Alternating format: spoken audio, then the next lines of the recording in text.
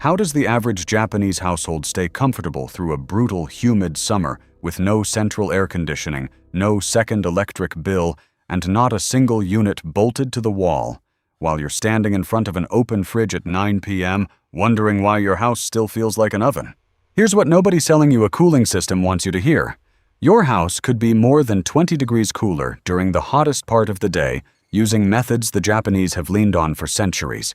And they work just as well in a 3-bedroom house in Ohio as they do in a small apartment in Tokyo, because heat behaves the same way everywhere. The physics doesn't care which country you live in.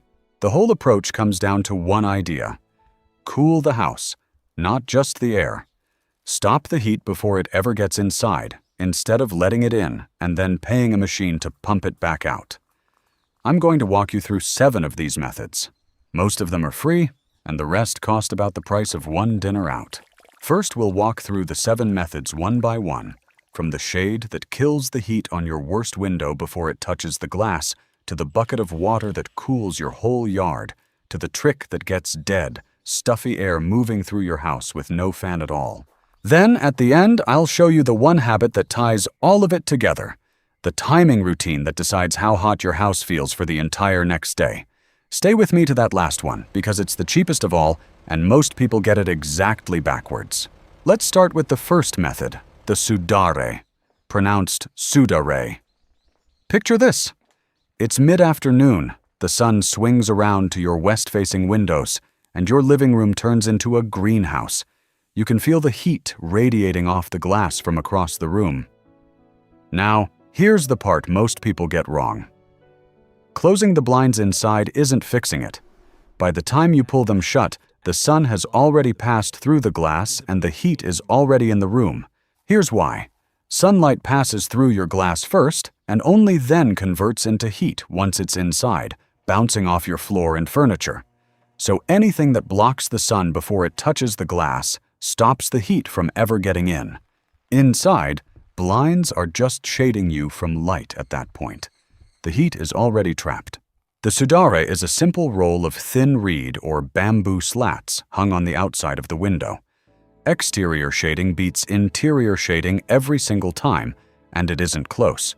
According to U.S. Department of Energy figures, hanging shade on the outside of a south-facing window blocks up to 65% of the heat, and on a west-facing window, the side catching the worst afternoon sun, up to 77%.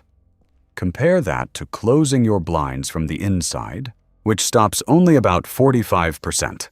Roll-up bamboo or reed shades made for outdoor use are sold at most hardware stores. Hang them on a couple of hooks above the window frame. No contractor, no install. You can do every window on the worst side of your house in one afternoon. The cost is about $20 to $40 per window. I'm not going to tell you it's $5. But it's a one-time buy that pays you back every summer. Now, what happens when the sun's down, but the pavement, the driveway, the patio around your house is still radiating the heat it soaked up all day? The house can't cool off because it's sitting in a pool of stored heat. The Japanese answer is a practice called Uchimizu, pronounced Uchimizu, going back to the Edo period in the 17th century. Households would sprinkle water on the pavement and the patch of ground right outside the door in the late afternoon and evening. The principle is evaporation. When water turns to vapor, it has to pull energy from somewhere, and the energy it pulls is heat. The surface gives up that heat, so it cools, and the air just above it cools with it. The same reason sweat cools your skin. A 2017 study from TU Delft in the Netherlands measured exactly this on a paved surface and confirmed it works, with one key detail. The effect is strongest when you apply the water during the cooler parts of the day, evening or early morning, ideally in shade. At midday, the sun boils it off before it can do much. Tokyo has run a citywide Uchimizu campaign since 2003. In its first year, roughly 340,000 people took part, and the measured air temperature drop at event sites averaged around 1 degree Celsius, with some spots dropping 2 to 2.5. Use a hose, a watering can, or even reused bath water, and sprinkle it across your driveway or walkway once the sun gets low. The cost is nothing, especially if you reuse water you'd otherwise pour down the drain. Quick thing before we keep going. I put together a book that gathers all of these money-saving Japanese methods for keeping a home, a yard, and a family in good order. The cooling techniques here are just one chapter of it. It's at the link below if you want it. That's it. I won't bring it up again until the very end. The third method. It's a still, humid night. You crack one window open hoping for a breeze, stand in front of it for a minute, and feel almost nothing. The air just sits there. Here's the thing. The problem isn't that there's no air to move. It's that the air has no way out. A single open window has nowhere for the air to exit, so any breeze that comes in just eddies near the opening and barely reaches into the room. Traditional Japanese homes used sliding shoji panels, pronounced shoji, to reconfigure which openings were active at any moment, always giving the air a path through the room, not just a path in. Building scientists call this cross-ventilation. The research is clear. Single-sided ventilation, one opening, only moves air to a depth of about 2 to 2.5 times the ceiling height of the room. In a room with 8-foot ceilings, that's maybe 16 to 20 feet in, and that's it. Open a second window on a different wall, and you get cross-ventilation that's effective up to about 5 times the ceiling height, because the air now has somewhere to go. These figures show up in building design guides like the CIBSE Natural Ventilation Guidance and have been confirmed in wind tunnel and simulation studies.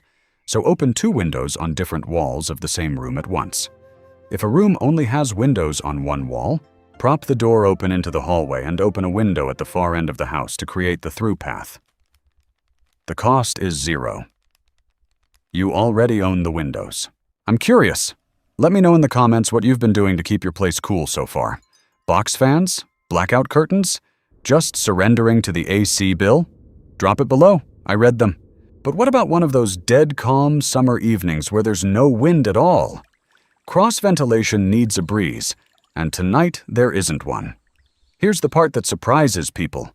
You don't actually need wind to move air through a house. Older Japanese homes were built around a tsuboniwa, pronounced tsubonewa, a tiny garden tucked inside the floor plan, kept in shade by the surrounding rooms and deep eaves.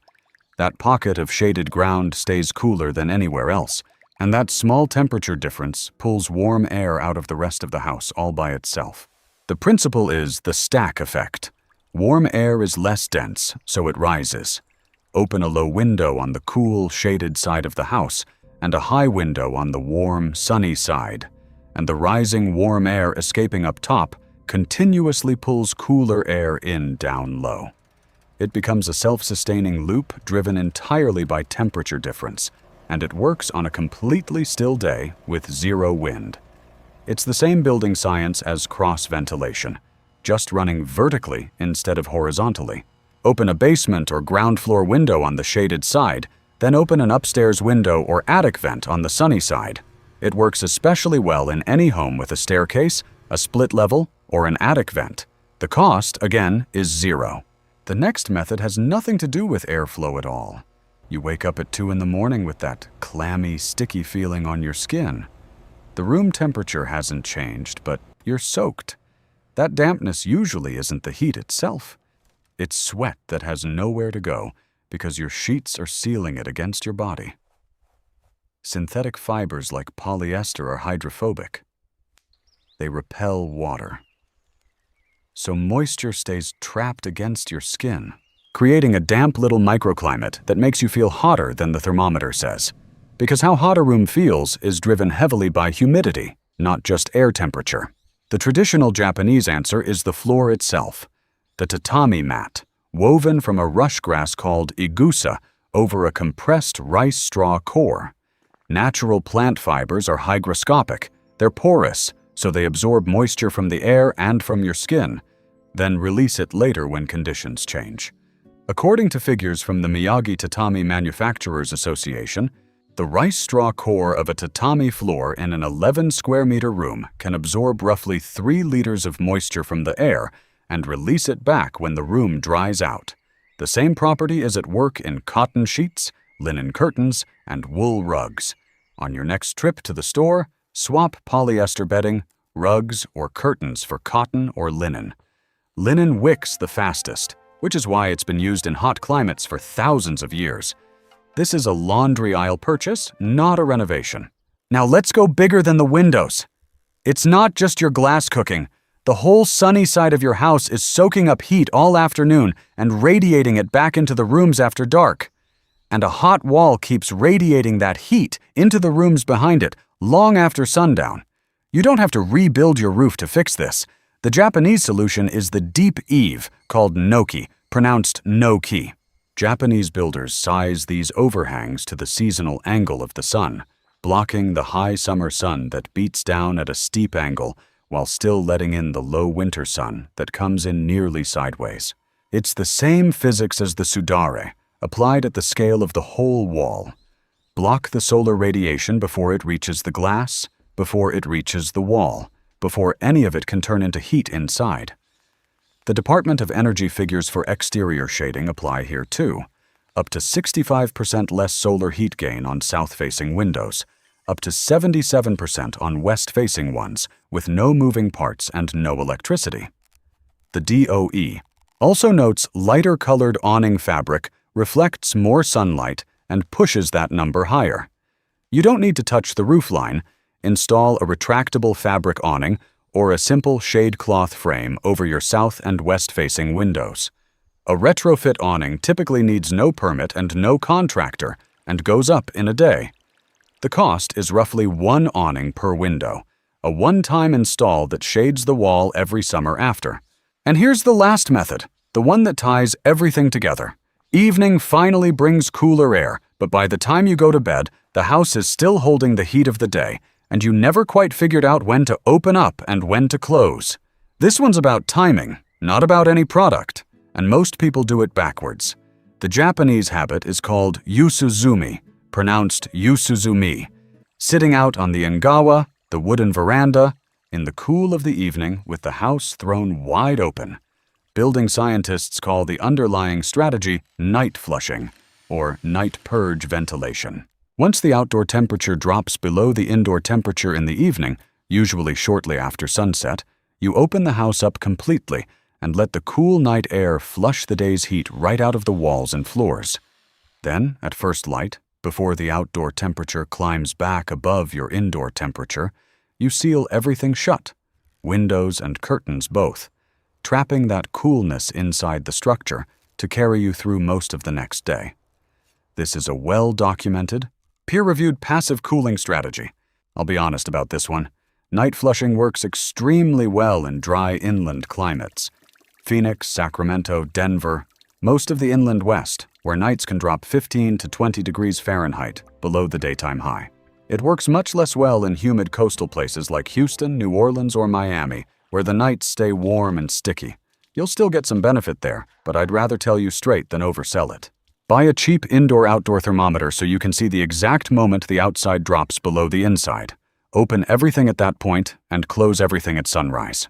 Now let me say something clearly because the internet is full of bad advice on this. The entire air conditioning and heating industry is built on a single assumption, that the only way to be comfortable in summer is to buy a machine, install a machine, run a machine, and replace that machine every 10 to 15 years. And the power company is happy to meter every hour it runs. Notice what none of them ever tell you. An air conditioner doesn't stop heat from coming into your house. It lets all that heat pour in through unshaded glass and hot walls, and then burns electricity around the clock, fighting it back out. You're paying to pump out heat. You could have stopped at the window for $20. The studies linking high summer energy use to these systems aren't a secret. The trade-off just isn't worth it when the alternative is a reed blind and an open window on the right wall. I'm not telling you to rip out your air conditioning. I'm telling you that every degree you handle the Japanese way is a degree the machine, and the meter doesn't have to. Here's what's underneath all 7 of these. None of them fight the heat. They work with the way heat actually moves. Sudare and Noki stop the sun at the source. Uchimizu uses evaporation instead of refrigeration. Cross-ventilation and the stack effect let temperature and pressure do the work a fan would do. Tatami and linen manage moisture instead of ignoring it. And Yusuzumi just gets the timing right. This isn't an ancient mystery. It's centuries of patient observation. Uchimizu has been practiced since the Edo period, the 17th century. The Ngawa veranda and the deep Noki eave are standard features of homes that kept families comfortable through humid Japanese summers for generations, long before electricity existed. The idea the whole tradition rests on is simple. Work with the way a building gains and loses heat, not against it. That's why these methods don't wear out, don't need replacing, and don't send you a bill every month. They were never meant to. A few habits make the difference, and a couple of them run exactly opposite to what most people do. First, reversal. Close the house in the morning, not at night. The common instinct is to throw the windows open when you wake up. Wrong on a hot day. By mid-morning, you're inviting the heat in. Seal it at first light and trap the night's coolness. Second reversal. Shade goes on the outside, not the inside. Everyone reaches for blackout curtains indoors. But the Department of Energy numbers say the same shade outside the glass does far more. Third reversal. Water the pavement in the evening, not at noon. Midday, Uchimizu evaporates before it cools anything. The same bucket at dusk drops the temperature you actually feel. And run the cycle daily in summer. Shades down on the sun side through the afternoon. House sealed in the morning. Opened wide once the evening air drops below the indoor temperature. Let's put the math side by side, because it's not close. The Japanese way, a couple of exterior reed blinds or awnings at $20 to $40 each, a few dollars for a thermometer, a set of linen sheets, and a bucket of water that's free. Call it under $100 one time for most of it, and it lasts years. The industry way, a central air system runs several $1,000s to install, hundreds of dollars a month to run through the summer, and gets replaced every 10 to 15 years. Window units are cheaper up front, but still feed the meter every hour they run. One side is a one-time afternoon of work. The other is a payment you make forever. In our experience, the 7 methods don't replace heavy air conditioning in the worst heat. Results vary by climate. But on most summer days, they do enough that the machine barely has to run, and that's where the bill actually drops. So don't try all 7 at once. That's the wrong way to do this. Pick the one that fixes your worst problem right now. This weekend, if your west-facing windows are cooking the room every afternoon, start with Sudare or an awning on those windows only. That's your single biggest win. Next weekend, open 2 windows on different walls and learn your home's cross-ventilation and stack effect path, which low opening and which high opening actually get the air moving. The weekend after, swap your bedroom sheets to linen and pick up a cheap indoor-outdoor thermometer to start running the night flush cycle. Run one method until it's automatic, then add the next. By the end of summer, you'll have a house that handles heat in a way it never did before. The deeper lesson here isn't really about cooling. It's a way of thinking. Cool the house, not just the air. Stop the problem at the source instead of buying a machine to fight the symptom forever. The Japanese built homes that stayed livable through some of the hottest, most humid summers on the planet with no machines at all. Just shade, water, airflow, the right materials, and good timing. Do even 2 or 3 of these, and your neighbors will assume you finally caved and installed central air. You'll just smile because your summer electric bill went the other direction. If this changed how you look at your house, subscribe so the next method finds you, and share it with someone who's been complaining about their AC bill all summer. The full collection of these centuries-old Japanese methods is in the book linked below. That's the last time I'll mention it. And next week we're covering the Japanese method for keeping pests out of your home for good, without a single can of chemical spray. I'll see you in that one.